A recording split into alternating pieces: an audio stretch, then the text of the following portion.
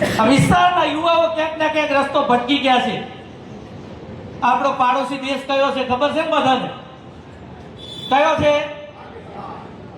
પાકિસ્તાનનો યુવા જ્યારે રસ્તો ભટકે એટલે એ આતંકવાદી બને, અને આ ભારત દેશનો આપણા વિસ્તારનો જ્યારે નાગરિક રસ્તો ભટકે એટલે એ કોંગ્રેસી બને. આ કોંગ્રેસી ના બની જાય. અમારા વડીલોએ જે મેં ફરીથી અગાઉ કીધું, ફરીથી કહું છું, આ વિસ્તારના વિકાસની ચિંતા કરવી હોય, આપણા સમાજનું કલ્યાણ કરવું હોય તો આ યુવા ના ભટકી જાય એ ચિંતા તમારે કરવાની. આ દેશના યશસ્વી પ્રધાનમંત્રી નરેન્દ્રભાઈ મોદી સાહેબની વિકાસની ટાંકી ભરેલી છે. એ વિકાસના ચોકી આપણે અહીંયા સુધી વિકાસ કેટલો કરવો, એની ચેનલ કેટલી બનાવી એ તમારા હાથમાં છે.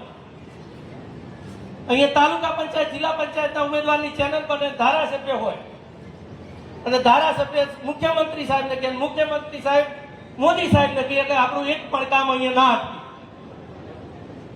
પાણીની ટાંકી ભરેલી છે મોદી સાહેબની, એની અંદર પાઇપલાઇન આપણા ભૂપેન્દ્રભાઈ પટેલ સાહેબે ગોઠવી દીધી છે, અને પાઇપલાઇનમાં નળ ગોઠવવાની જવાબદારી તમારી છે.